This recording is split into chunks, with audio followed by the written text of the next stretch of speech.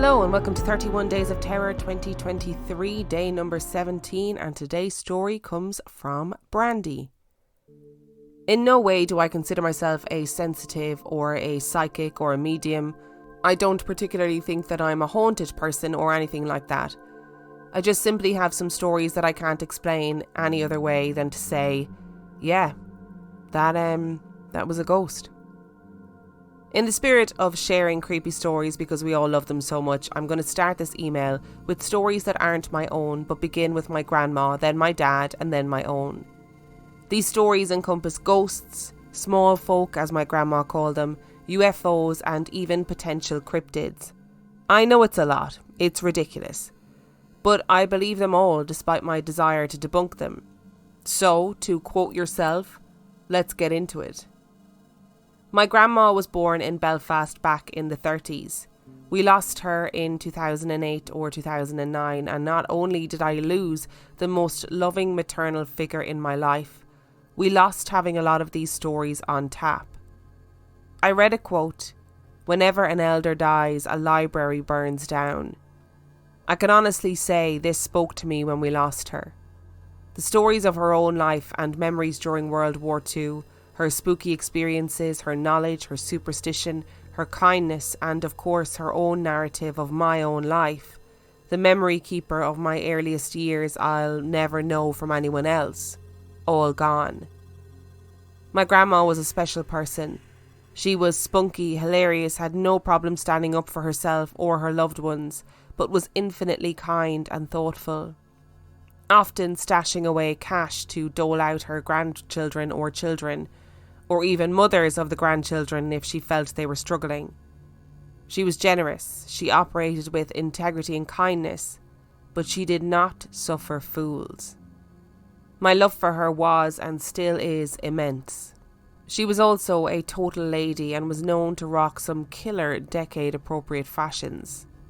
One of the earliest stories my grandma shared of her experiences with the paranormal was when she was a young girl in Newtown Ards. She and her friends would get dolled up to go dancing in a local dance hall. She would regularly swing by her girlfriend's house so they could make their way down to the dance hall together. Of course, before heading out, my grandma would rush into the house and before scaling the stairs would wave to her friend's granny, who would always sit in the sitting room in her rocking chair and always delighted in seeing my grandma's smiling face.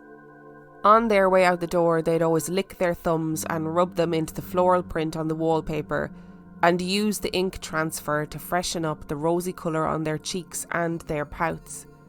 On one occasion, Grandma went flying up the stairs and paused to wave to her friend's granny and was a little surprised she wasn't in her usual spot.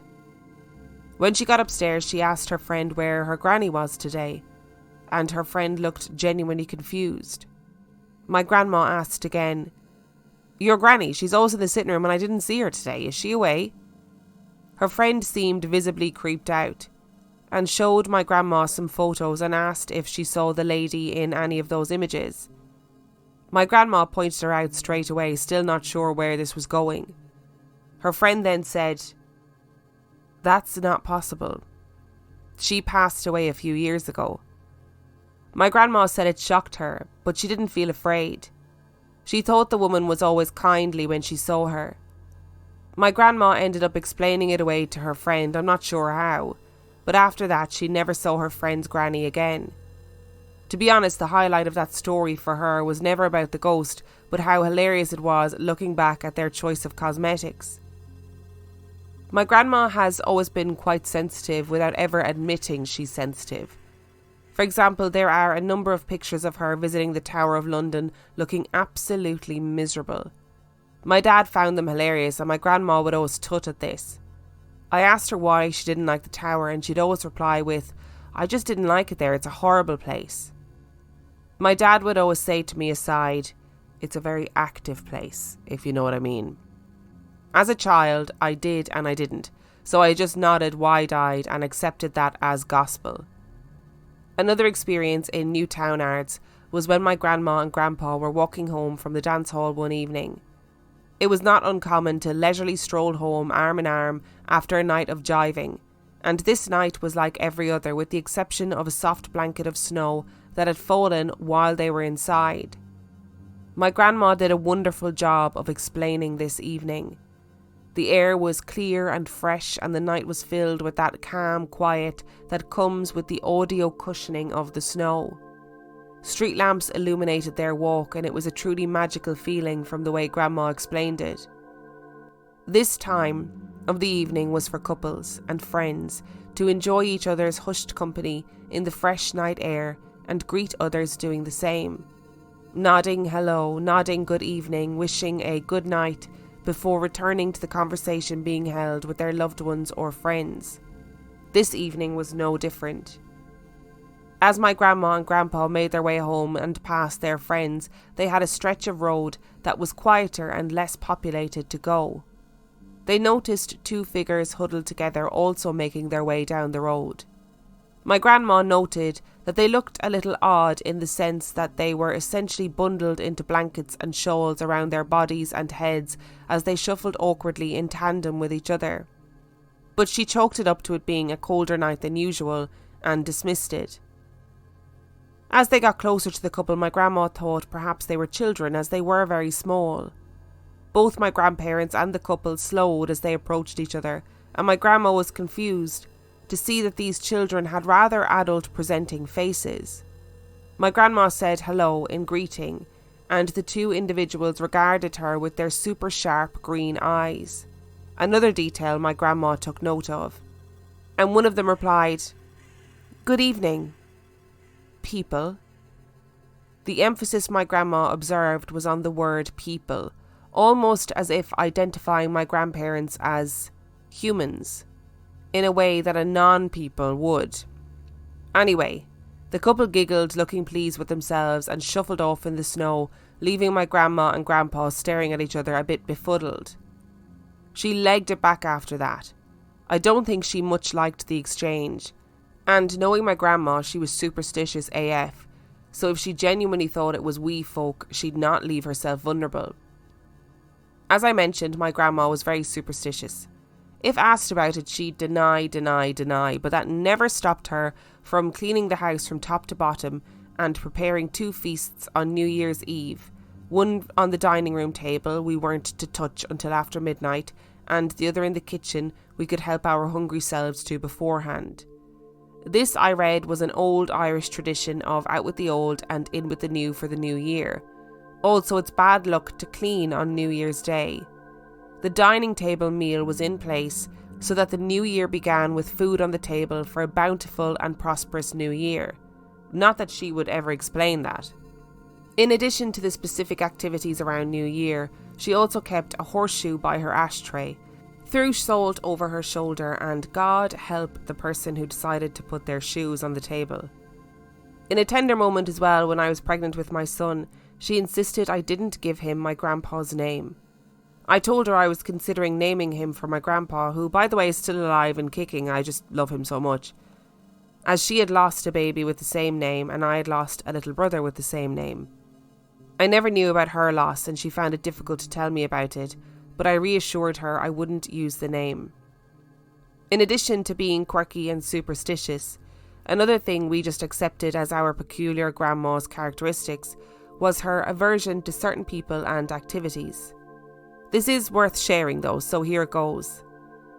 My grandpa was crazy smart, and they ended up emigrating to the Pacific Northwest for my grandpa's career. He was recruited to work for a very high-profile aerospace company as an engineer, so off they went as a cute little Irish couple with their two sons aged 6 and 14. They settled into Washington State suburbia, which at the time was heavily wooded with loads of space between houses, filled with moss, pine trees, lush greenery and nature. All the wonderful things that the Pacific Northwest has to offer. My dad was able to grow up as a rough and tumble little boy, making his way around the woods with his posse of friends and having all the adventures. My uncle, who was older, also had his own adventures and even named one of the sharp curves of the road Drunk Dog's Corner, because he wrecked his first car there because a drunk dog went into the road and he had to swerve to miss it. We all laugh about it now, but the only drunk dog was my underage drink driving uncle at the time. The area they lived in remained magical and forested and wooded all the way into my 20s. Driving there was an effort, but so worth it. Some of my happiest, if not all of my happiest memories from my childhood are from my time with my grandparents in this location. If you're ever curious or would like to look it up, the place is called Black Diamond, Washington. My cousins and sister and I would spend nearly every weekend with our grandparents. Our grandma was more of a maternal figure to us than our own mother at times, most of the time. While I can't speak for my cousins, we all collectively agree that this place was our safe haven, and our love for grandma and grandpa was limitless. We had very different home lives, but at grandpa's and grandma's we were loved, cared for, and given amazing experiences we'd not be able to have otherwise. We would regularly take day trips to beautiful spots in Washington state, like Flaming Geyser Park, North Bend, to see Snoqualmie Falls.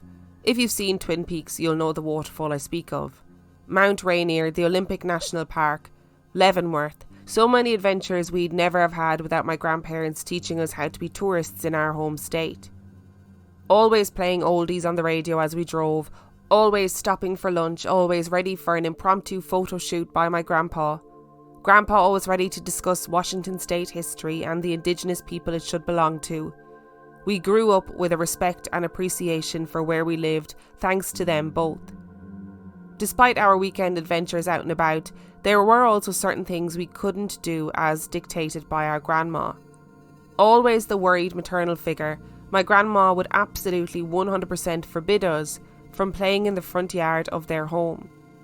Of course, this drove us nuts because there were so many kids in her neighbourhood that would play in the driveway across the street. Basketball, bikes, roller skates, sprinklers, you name it, they did it all. And while we loved our grandparents, the house wasn't always kid-friendly. We watched a lot of movies and played a lot of dress-up. If we ever wanted to venture out, my grandma insisted that she would stay with us. This was the 80s and the 90s, so this wasn't the norm. Generally in those times you'd be booted out the door and wouldn't be back until the streetlights started to turn on. So yeah, we all thought grandma was a bit nuts. She'd never let us venture further than the driveway, so it just kind of defeated the purpose of trying to befriend the neighbourhood kids. My grandma just didn't want us mixing. She'd sit on the step watching us play as she nervously bounced her leg and smoked her cigarettes, urging us to "Come in now girls, we'll play inside." Years later I came to find out that the dad in the house across the street ended up being a paedophile and had been outed by a number of the neighbourhood children who had been abused by him. I remember her being slightly smug about it. I knew I didn't want you over there, I just didn't know why. So overall, grandma was quite an intuitive in addition to seeing full-on apparitions. One of the other rare occasions she shared an apparition story with us when she went to Eastern Washington with us and we stayed in the home of my cousin's other grandmother. From what I remember, she really didn't enjoy the stay and we ended up booking a hotel. She explained that the little old lady who lived there before my cousin's grandma moved in was still there and wouldn't stop waking her up. She was more annoyed over the loss of sleep than seeing a ghost, which leads me to believe she probably had an infinite number of similar stories she never shared with us, and I can only imagine why not. This ability or attunement or whatever seems to have passed down to my dad, as he has had a number of similar experiences as my grandma that he has happily shared with us. With the exception of Mrs. McGinty, he would get teary-eyed with fear when he talked about her. When The Sixth Sense came out, I remember telling my dad I wished I could see ghosts like that. His reply was, "No you don't, trust me." I pushed him into explaining why he felt that way, and he reluctantly went on to explain that his childhood was similar to that, and he didn't even realise it was weird until he was a teen.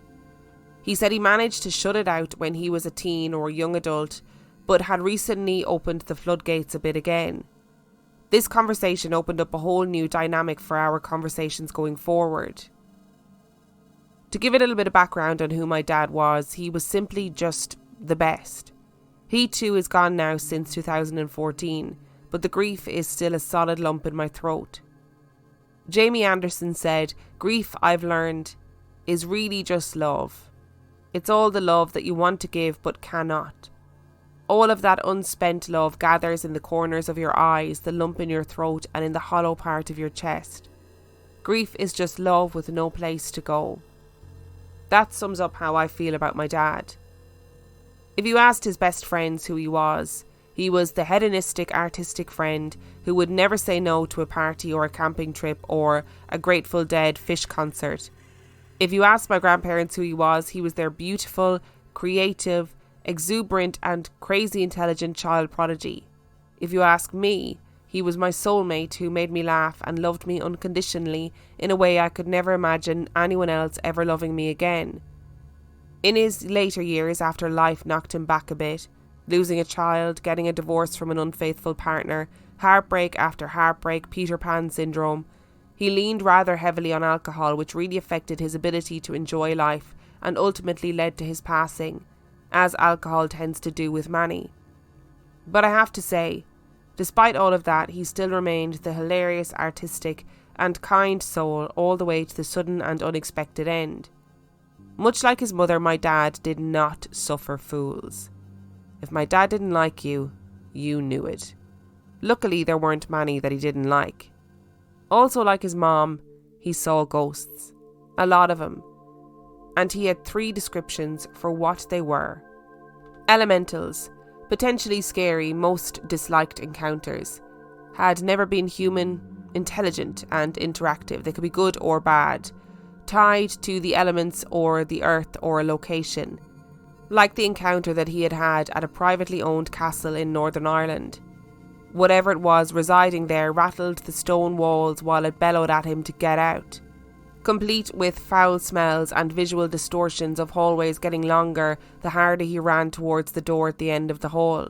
Another location my grandma did not like. A psychic imprint. Not scary.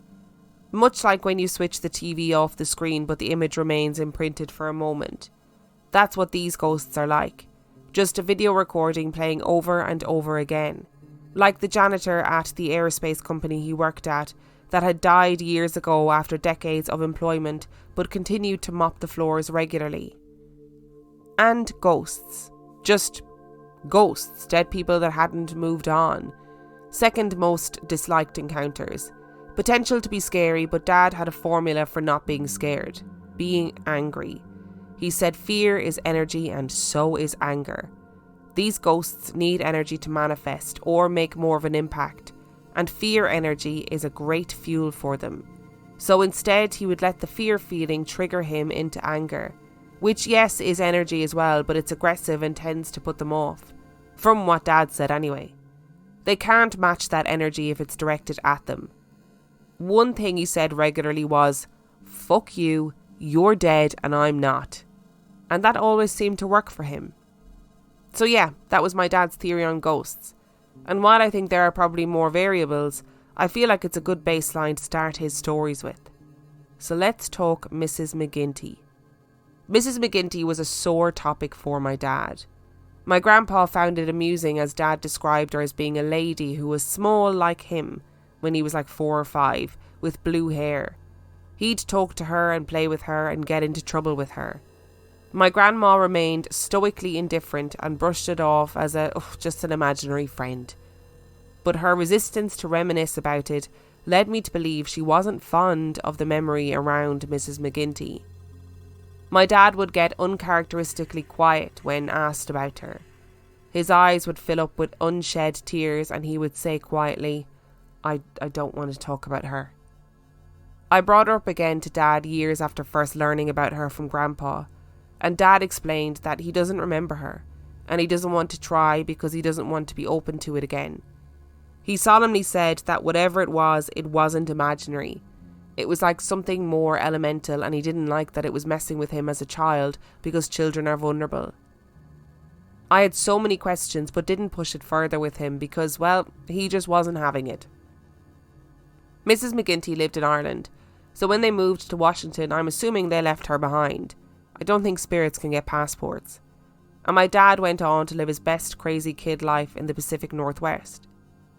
The group of friends he made when he was young remained his friends into adulthood, and many of them I consider to be uncle figures still. As teens in that awkward time period before driving, but with that desperate need for independence, they would sneak out into the freaking woods alone because you literally had to walk miles to meet up, and it was very rural where they lived. They would meet each other at the lake to drink or smoke the devil's lettuce and go swimming in the dark. My dad's best friend Aaron lived on the lake, so his house was the last stop before they made their way to the boat launch, where they do whatever it is 14-year-old boys do in the middle of the woods at night. Once the kids had collected Aaron, they started making their way to the boat launch when they heard a car coming. All the lads jumped into the bushes off the road to hide. You never know who might catch you and send you home or tell your parents. Once the car had passed and the coast was clear, they were about to make their way out of the bushes when they heard some rustling across the street. They all instinctively remained in the bushes, all 4 of them, and waited for the rustling to stop. As they waited, my dad explained that a group of very, very small men stepped out of the bushes. They were whispering and talking to each other in a language he didn't recognise, and they were dressed in very natural garb. Loincloths, furs, etc. Apparently they didn't appear to be taller than his shins. They carried spears and rudimentary weapons, and it was very clear that they were proceeding with caution across the street to the greenery on the other side. When the subtle chatter and rustling had ceased and the small men were out of earshot, they all tumbled out of the bushes, understandably freaking out and marvelling at what they had all witnessed. I feel like I should explain, this was pre-lake party time, so no mind-altering substances were in use yet, and they all swear that it happened. Sadly, Aaron ended up passing away when they were in high school. His car rolled over him. It's my understanding he was trying to push it up a hill and lost his footing. He suffered internal injuries and was hospitalised a few days before he passed. But what's worse was that he was still conscious or awake when he was in hospital and he knew he was dying. But I suppose it's also a blessing because my dad was able to spend time with him. He stayed with him until the end. One of the conversations they had while he was with him was remembering the little men in the woods. My dad said to Aaron, "It really happened, didn't it? Like we saw that, right?" About the little forest tribe. And Aaron agreed on his deathbed, no less, that yes, they absolutely did see this and still had no explanation for it. Who were they? I literally have no clue. Do I believe my dad? Yes, 100%. Who the hell they were though, I don't know. The woods were vast at this time. I suppose if an indigenous community of literally teeny people wanted to survive, I'm sure they could have. But I've still no clue what the hell they were. PNW wee folk? Vivid imaginations of boys in their teens who loved Tolkien? We may never know. The friend that passed away had an older brother who ended up inheriting the family lake house, there by the spot where they saw the little men, and close to the boat launch party spot. As an adult, my dad ended up renting this house from his friend's brother. We will refer to the house now as the lake house, complete with caps, because it certainly commands this level of respect and fear. But we'll come back to the lake house, as this is jumping too far ahead of my dad's timeline. I know I keep gushing about my dad, but he really was so fucking cool. As a kid, he was very into monster makeup and special effects makeup. He had so many ghoulish masks hanging around that he had crafted when he was younger and passionate about creating things from the batshit and truly magnificent imagination of his.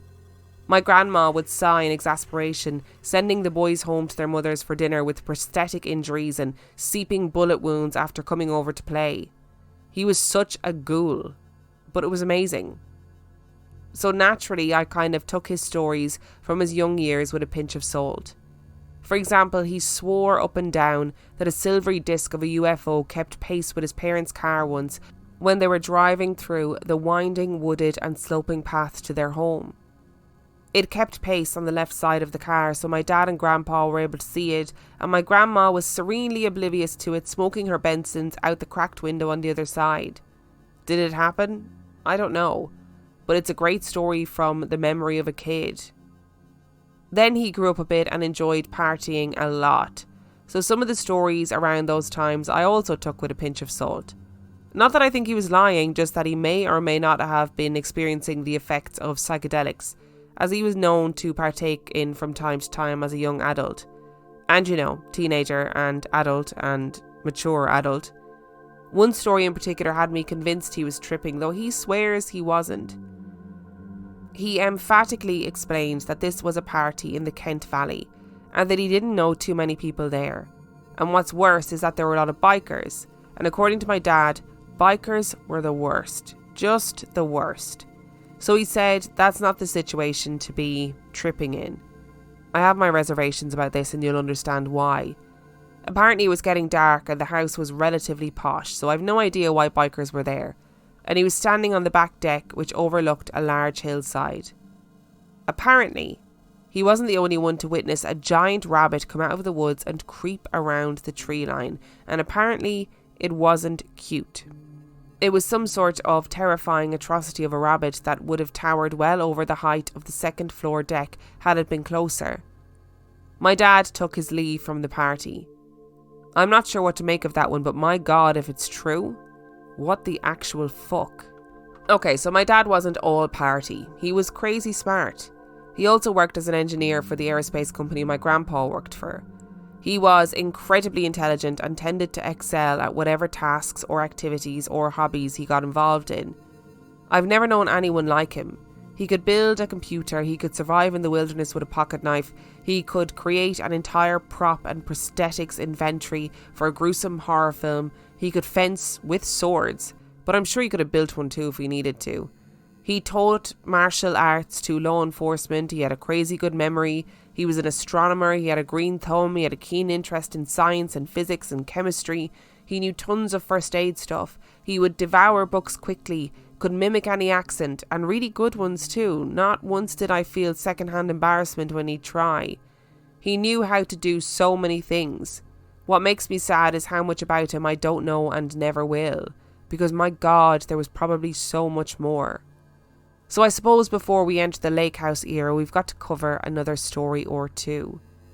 He and my mom rented an apartment that overlooked a valley when I was a baby. At the time, he was working full-time and also going to college. Between that and a new baby, he was pretty sleep-deprived. One night, he got up in the middle of the night and was feeling thirsty, so went into the kitchen where he poured himself a glass of tap water in the dark and drank it absent-mindedly while looking out the window. He said as he was drinking, he realised he was looking at an object hovering over the valley. It was some sort of oval-shaped object just suspended in the night sky. His brain was like, aha, the camera, which was just on the kitchen table. He put his glass in the sink and went to retrieve the camera when he heard his own voice inside his head say to him, "You don't want to do that. Go to bed." He stared at the object for a few more seconds and then turned and went back to bed. He said the next day he recalled it all and was proper freaked out about the voice in his head, more than the freaking UFO. Sorry, Emma, I know you hate alien talk, but I promise that's where it ends. But not the ghosts. For example, Pike Place Market. We actually never went together until I was a teenager. We'd both been there multiple times, but never together bar one time when I was a child and my grandparents were with us. I always enjoyed when my dad and I got to do these things together. When I was a teen, he was drinking a lot more and it was hard to get him out and about to do stuff, so when he did, it was always an adventure. We made our way past the fish stalls and into the lower parts of the building where they housed all the amazing little bespoke shops that are full of character and generally a lot less populated with punters than the market stalls. I remember walking down an empty-ish hallway with him and then suddenly getting a little shimmery lurch in my stomach. You know that feeling when they say someone's walked on your grave?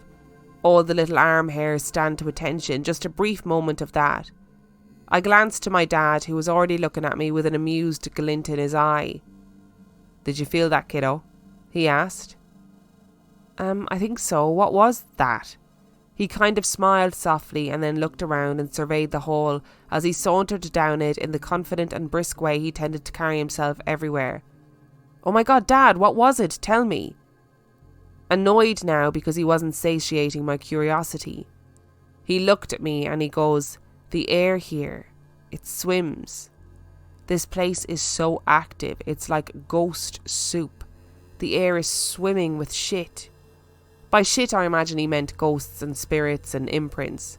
I still don't know what he saw and what I felt, but who knows. And while the flying fish of the Pike Place Market and the world's very first Starbucks tend to be the hot tourist spots, there were 2 spots my dad insisted we go. Tensing Momo so he could pick up some of his favourite Nang Champa incense, and of course, a lifelong favourite of his, the Market Magic Shop. We'd go in and look at all the random paraphernalia that would light up a child's eyes when it comes to mischief making, and then we'd make a stop at the in-shop fortune-telling machine where we'd print out little cards with our fortunes on it. Years later, in the same year he died, I came home by myself for a visit after living in Ireland with my then partner and our son. I'd been away for 6 years and had missed my dad terribly in this time, feeling immensely guilty for not being there for him when he was hitting rock bottom with drinking. It wasn't what I wanted, to be away, it's just what life handed to me. When you have an Irish partner and an Irish passport and a child together, it just kind of had to happen that I made the move. You can tell that I still struggle with these choices and the consequences, but I digress.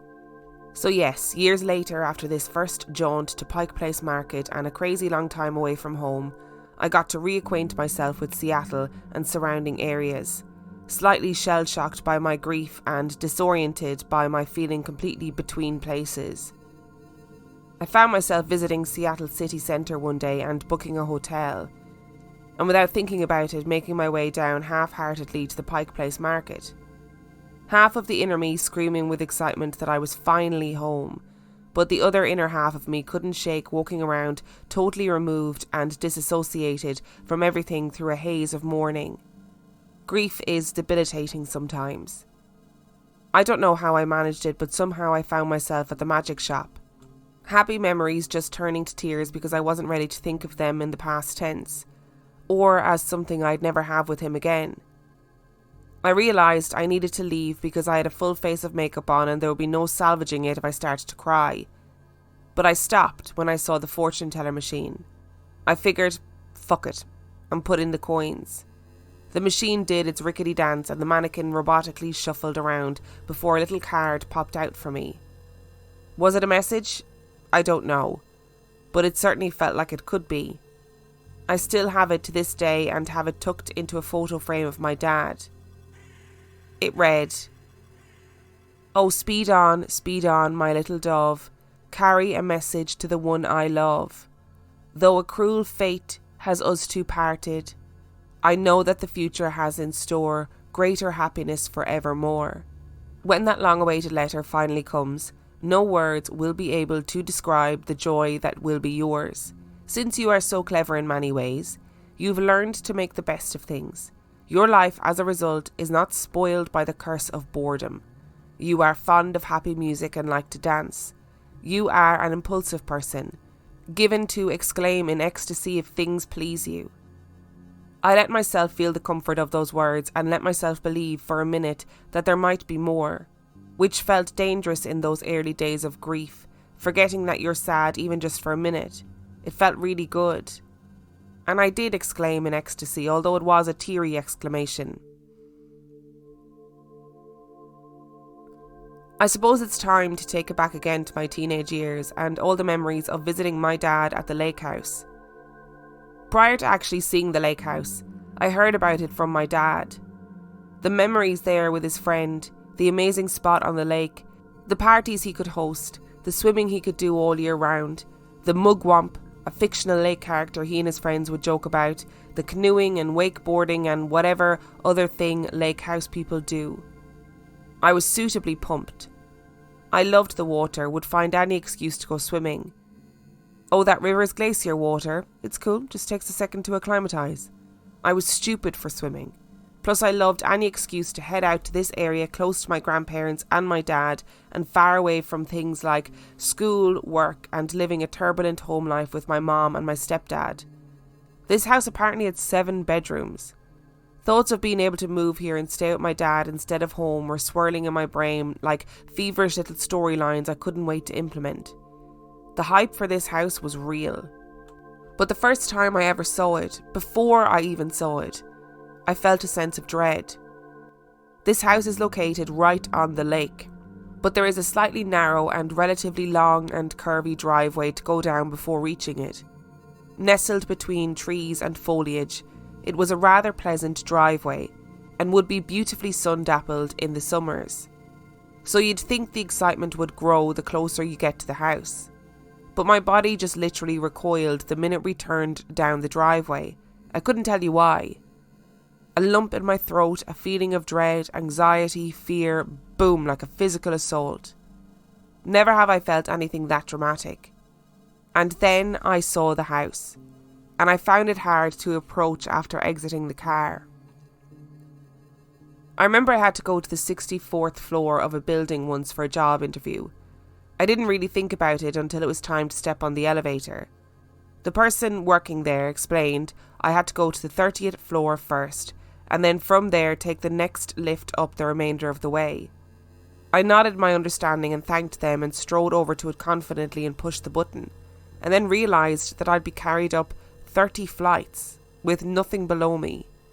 There was another person waiting to get on, and my embarrassment and need for acceptance won over any sort of terror, and we shot up to the 30th floor. I didn't dare look out any windows, and I made my way over to the other lift on suddenly wobbly jelly legs to go up the rest of the way. It dinged open, and then the doors closed again because I couldn't physically make myself step into the little capsule. My body totally betrayed me, and my mind couldn't process it. I eventually did go up there, but please know I weighed out in my head if I really wanted this job. I didn't get it in the end either, before forcing myself to get on the lift. This feeling of my body making choices for me that my mind couldn't process in real time, that's how I felt when stepping out of the car to walk into the front door of the lake house. My dad had to physically come out and walk me in, and this house was a glorious mid-century masterpiece, but in the real sense of the description. There were deeply piled green shag carpets that have seen some shit, and a lot of peculiar building features that were probably considered ultra-modern when it was first built. Like a little landing mezzanine overlooking the living room that lended itself to my dad's room. The living room was slightly sunken off of the entrance hall and was encased in large floor-to-ceiling windows for ample lake view, which really was beautiful. Upon entry, the living room was directly ahead and down a couple of steps, and the bedrooms were down the hall to the left, kitchen and sitting room down the hall to the right, and a staircase immediately to the left of the front door that led downstairs to the lower half of the home that housed a recreation area, complete with pool table and wet bar. There were 3 additional bedrooms down there and a boiler room. There were floor-to-ceiling windows on the lake side of the house and a sliding glass door that opened directly onto the lawn where you could make your way down to the lake. Bit of a weird layout, but clever too. I cannot begin to tell you how uncomfortable I immediately was. My dad kept appraising me with his eyes as he talked to us, so I know he knew I was feeling whatever energy was there. I was so unnerved by it. I genuinely went from one extreme of being excited to be here to immediate flight mode. I was getting whiplash with this experience. After he showed us the tour, we got settled into the living room to watch a movie together. Except I was getting distracted with movement. See, the TV location meant my side was to the front entrance. I remember sitting next to my sister watching the TV and the two of us turning our heads towards the front door repeatedly to see who was either walking past in the hall or walking past into the living room. Every time there was no one. But I'm telling you now, it was busier than Paddington Station in that hallway.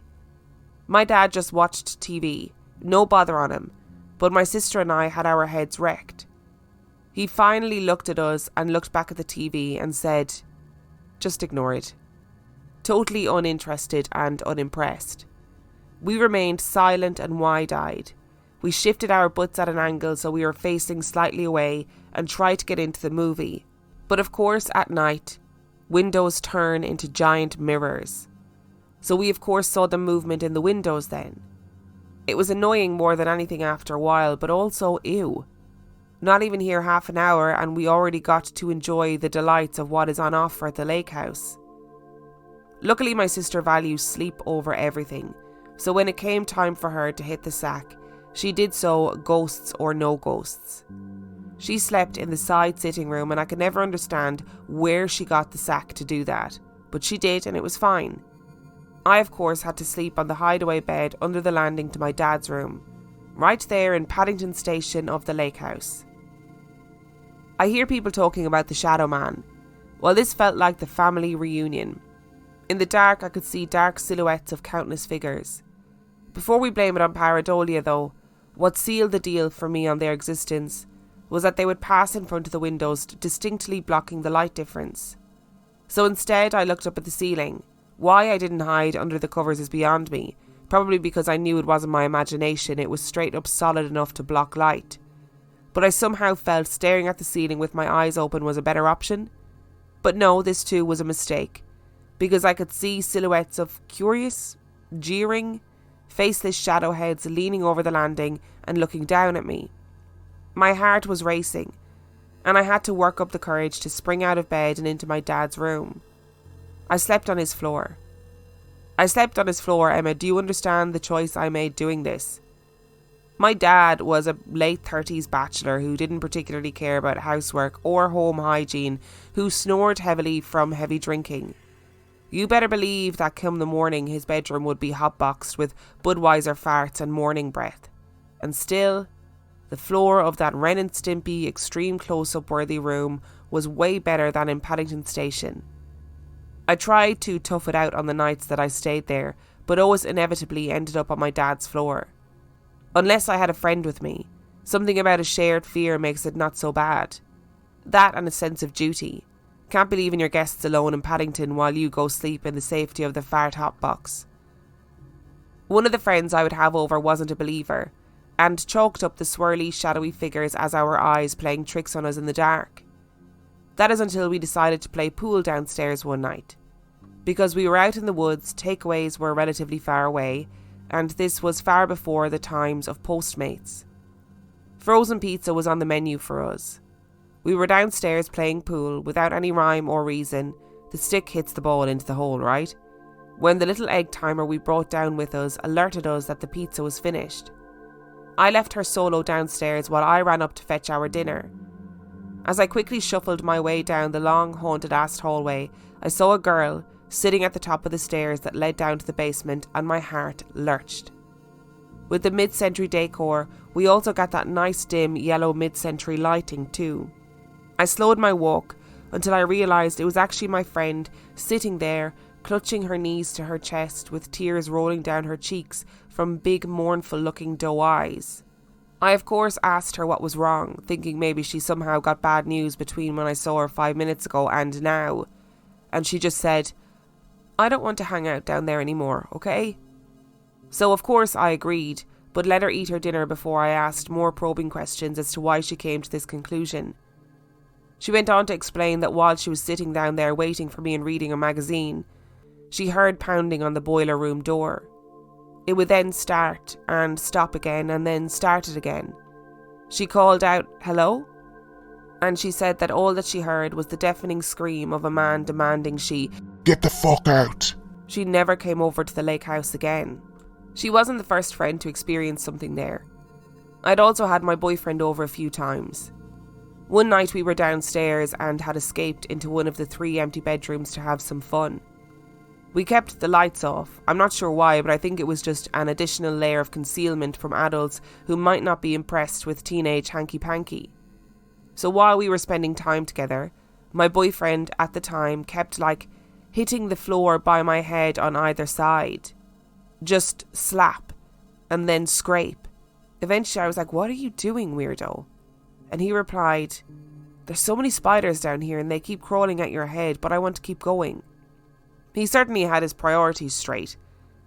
That freaked me out, as I hate spiders, but when we turned the lights on, the carpet, which by the way did not match the deep piled shag upstairs, it was a nice tidy modern cream carpet, was clear and clean. No sex-smooshed spiders, no spider shrapnel. The place was devoid of spiders, dead or alive. My boyfriend was truly perplexed and said matter-of-factly, "That's fucking creepy." I mean, the lake house wasn't great if you were alone, but with company it was actually such an epic place to live. The summers there were amazing. Some of my happiest teenage memories are from the time spent there in the water with friends, befriending neighbours with speedboats and swimming until we were too hungry to keep going, floating on inner tubes and being goofy, happy, sun-kissed teenage girls. My grandparents even made the odd appearance, and my friends gushed over their Northern Irish accents.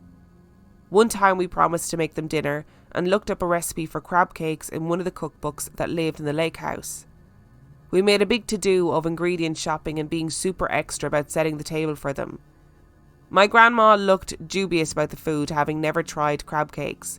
She could be very particular, and God help her, 4 hyper and slightly sunburned teenage girls were making her something with shellfish.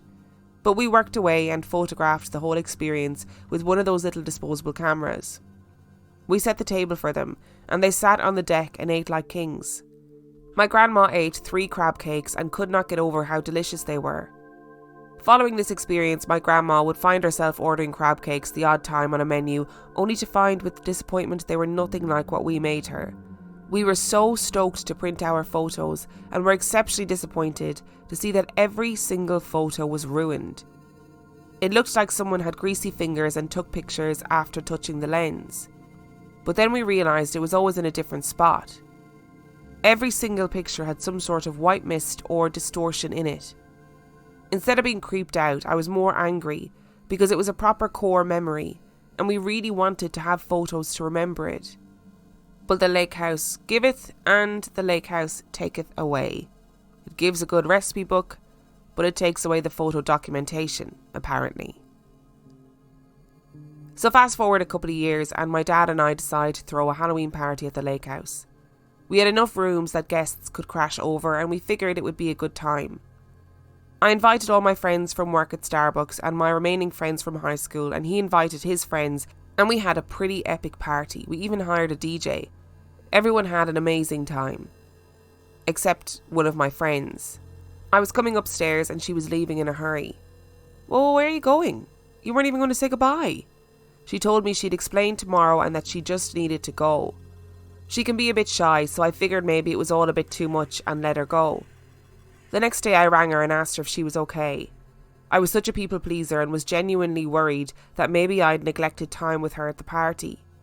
She explained no, not at all. She knew some of the people from my job there, but she saw something that unsettled her. She was sat at the kitchen table and was chatting with someone who was pottering around the kitchen when she realised something weird about the reflection in the window. So again, in the dining area, there were very large floor-to-ceiling windows, and at night, they became glorified mirrors. She said that in her reflection, she saw someone sitting at the table with her. Someone who had a horrifically burned-looking face. It took a minute for her brain to process this. After all, it was Halloween and people dress up. So while her brain buffered to process what her eyes were taking in, she made 2 notable points to herself. The person was sitting, but very low, almost like as if it were a lower level of the house. And number 2, the person in the reflection was not in fact sitting in the room with her. She blinked, she looked away and back, and it was still there in the reflection staring at her. She bolted, and that was her experience at the lake house. I told my dad about this and asked him if the place was haunted. Of course I'd asked him this before and he'd exhaustedly say no, of course not, it's just an old house. But then this happened and I was like, okay, you need to spill, this house is so haunted. And he said, well, I mean obviously, but I didn't want to freak you girls out. Nothing here can hurt you. And then he went on to quote my favourite book of all time, The Shining. It's just pictures in a book, Danny. Me being impatient pressed further. And then it all came out. Well, I just think the fact that the person was burned is interesting. Did you know that this place was partially burned down twice? No, I didn't. Apparently, his friend's dad befriended a lot of unsavoury types in his period of empty nesting. A lot of bikers and others of this ilk would frequent the lake house in the final years of the old man's life. A lot of rowdy parties resulted in brawls and apparently burning of the house partially, particularly the kitchen dining room area. Was that an angry, burned biker ghost just chilling on a chair on what used to be the level of the old dining area? Maybe. My dad then went on to say that the place might seem active now, but it's actually a lot quieter than it was when he first moved in. The bouncing ping pong ball in the bathtub that the cat was certainly not playing with because he was sitting on my lap was mere child's play compared to what my dad dealt with initially upon moving in. He said that mostly what is here is residual energy. However, what my friend experienced in the boiler room being shouted at was more prevalent everywhere in the house. He said he had to go into each room and face what was in each room one by one. He said he brought his favourite Nag Champa incense around with him and sat cross-legged on the floor of each room and basically confronted every energy he found. He repeated his mantra, "I'm alive, you're not, fuck you, this is my house now." He didn't want to talk about what he saw or experienced in depth. I think this home had a lot of memories for him. His best friend was raised there, and I could only imagine this may have had something to do with what he was facing, whether spiritually or even just emotionally. When he finished doing this Darren cleanse, he felt pretty good about everything. The house felt cleaner to him. He'd still experience the odd push as he was walking down the spooky-ass haunted hallway, but beyond that it was his castle and he was the king. After the lake house, he lived in a couple other locations before his death. I'm sure they all had their stories, but nothing compared to the lake house. Not even the house he shared with a friend in a town called Inumclaw, where they'd hear babies crying and women wailing. You see, it used to be a home that women would go to have babies back in the day. I've no clue what they called them, but that's what it was. Even that was not scary compared to the lake house. One last bit before I close this off. My dad shared the lake house with two friends. One of them was named Doug. Doug was a kind man. He was an introverted, gentle giant of a man who loved Devil, and even owned one of those weird red hats from the Whip It music video, and beer and watching movies. I never got too close to Doug, but I would always chat with him. I had a soft spot in my heart for him because I felt like he was probably very lonely. When I was around 20 years old, I had a dream about Doug. I can't remember the context of the dream, but he kept trying to hug me and it scared me. Doug and I never had that kind of relationship, but he kept trying to hug and hold me and wasn't saying anything. And I kept saying, "What are you doing, Doug? Stop. Why are you being weird?" I woke up feeling kind of creeped out, but chalked it up to having too much cheese too late the night before. A few weeks later, my dad rang me. "Sweetie, I have some bad news. Doug passed away." It took me a minute to process this. We hadn't really seen him in a couple of years as he had moved out on his own after my dad left the lake house. "Oh no, Dad, I'm so sorry. What happened?" Genuinely upset for him and Doug. I really hoped that he would meet a nice lady and live happily ever after. My dad went on to explain that they weren't sure the cause of death officially, but they reckon he fell asleep and just didn't wake up due to heart failure. Because he was such a loner, the only reason we knew was because his sister hadn't heard from him for a couple of weeks. He had passed and nobody knew for weeks, and this felt horrible, like we'd all somehow let him down. But then I remembered my dream and realised I probably had it around the time that he passed. Was Doug saying goodbye to me? And I just told him he was being weird. I cursed the dream, but really do hope it was Doug saying goodbye. I'm touched and surprised if it was, that I was important enough to him that he'd make a pit stop on his way into the next great adventure. As for my dad, I think I had a visitation dream of him too just before the year anniversary of his death. All year I had despaired that I genuinely didn't feel him. I just didn't. Not in the way I might have felt my mom or my grandma when a song comes on or I smell a certain perfume. I just couldn't see the connection between what I was experiencing and him. None of those little comforts that make someone feel like their loved ones are still with them in spirit. Only my little fortune teller card. And I tried. I talked out loud to myself, to my dad. "Please let me know you're okay. Please let me know that you know how much I love you. Please show me some sign that you know how special you are to me. Please make me less scared of dying." I had a lot of dark nights of the soul the first year. Hell, the first few years. I've lost a parent and a sibling before I lost my dad. but the pain when he died was just unimaginable. I was desperate for anything, a visitation dream, an apparition, even just the smell of his soap. I'd even take that Ren and Stimpy floor, anything, but no, nothing. I eventually got to a place where I took comfort in it though. These song lyrics sum up how I felt about not hearing from him. You're so serene, careening through the universe, your axis on a tilt. You're guiltless and free. I hope you take a piece of me with you. I took comfort in the idea that he was exuberantly heading on to the next adventure, maybe into Mordor, maybe in the TARDIS. But all I know is that he isn't here, and none of the things that kept him prisoner in his own life would hold him back anymore. No more guilt, regret, pain or heartache, no rejection or sadness, just that exuberant and creative soul with a fiery passion for experiencing as much as the world, nay the universe, has to offer. Maybe he'd remember me, or maybe I'd just be a distant happy memory of a time that was early before his new awareness. But he couldn't quite put his finger on what it was. Just a song he enjoyed, but can't remember the tune anymore. He came to me in a dream as an otter, my favourite animal. His friend George was holding this otter. He was in his wetsuit and was waist deep in the water at Second Beach, a place we used to go camping and bodyboarding. George was younger, the way I remembered him when I was a child, and he was gently smiling at me holding this little otter. The otter looked at me with curiosity and then swam over to me. I tried to hold him, to hug him, because I knew it was my dad. I don't know how, but I just did. And he wouldn't let me. He crawled on my shoulder, in my hair, everywhere, but I couldn't hold him. And then he jumped down and went back to George and sat in George's arms and looked at me. George said softly, "It's time for him to go now, kiddo." And then he turned around and walked through the water in the direction of the big waves. I woke up with tears streaming down my face and crying in that horrific way you do when your voice decides to get in on the action. And that was it. Brandi, your dad sounds like an amazing man. First of all, that needs to be said.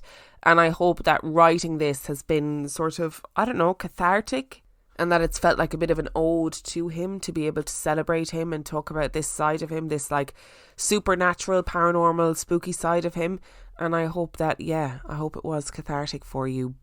I love the quote, "Whenever an elder dies, a library burns down." And I think that's such an amazing way to describe losing our older generations, like losing our grandparents and stuff. Because like you said, they have a wealth of stories about lots of things, but also a wealth of stories about your youth and your childhood and stories that involve you that you'll never hear from that person again. Your granny sounds like an absolutely amazing woman. And I love the little details in her stories, like how they would lick their thumbs and put it on the floral print of the wallpaper and use the ink to rouge their cheeks and their lips. And it really does sound like your granny was somebody who was massively in touch with her spiritual side, even if she wouldn't admit to it. Like that story about seeing her friend's grandmother every day and just being like, "Hi, yeah," as she's bopping in and up the stairs to go to dances and whatever, and then realising that that woman is not there and has been dead for quite some time. Interestingly, one of the things about the fairy folk that is often spoken about in stories about fairy folk in Ireland is that they have piercing green eyes or piercing blue eyes. And I can totally understand your grandmother being like, "Yeah, I don't know what that was," but secretly thinking that it was most likely to be fairies. And understanding that under no circumstances should you mess with the fairies because they are dangerous, dangerous little entities. And when it comes to your dad, like that story about seeing the little group of teeny tiny men step out of the bushes speaking in a language that wasn't understood by the boys carrying spears and weapons and whatever. Like, what was going on there? Is that some other fairy shit going on? Or was it just the wild imagination of a group of 14-year-olds who still apparently on their deathbed insisted that it actually happened? I honestly think stories like that, where you're like, that's mental, that is so wild, that is crazy. Stories about cryptids or living humanoid creatures really intrigue me and fascinate me, and because they're so bizarre all of the time, and it's something that you would spend the rest of your life questioning if you were somebody that witnessed it. And I know, for example, the story of the giant rabbit that your father told sounds absurd. You know, this giant rabbit coming from the tree line. I have covered stories on Patreon about people who have seen similar giant rabbits in various parts of the world. People of various ages, etc., who were definitely not at a party where people were taking loads of psychedelic drugs. So maybe giant rabbit people is also a thing, or just giant rabbits. Maybe that is also a thing. The lake house sounds like a really amazing place, and I can understand that you would have had this duality of it's an amazing place to hang out, it's so much fun, we can do all these great things and the house is amazing. And then, but the house is also actually really scary, and scary things happen at the lake house. And maybe the lake house was just one of those places where the energy was high. It's next to water. Paranormal people always say that water is a great conduit for spiritual energy. It was a place where there was lots of parties over the years, where emotions ran high in lots of different senses of the word. And like your dad said, it sounds like there's a combination of like residual energy and scary shit. The lake house sounds like somewhere where no matter what you believe or what your ability is or your level of link with the paranormal world, that you're going to experience something, whether you like it or not. Thank you so much to Brandi for sending in your story. Thank you so much for listening to today's episode. Remember, if you would like to send in your story, you can do so by emailing it to reallifeghoststoriespodcast@gmail.com. You can also check out the website reallifeghoststoriespodcast.com. And if you are desperate for some extra content, you can subscribe to the Patreon. That is patreon.com/reallifeghoststories, where for $5 a month or $2 a month, you get access to heaps of extra content, as well as every single main and mini episode completely ad-free. And on that note, I shall see you tomorrow.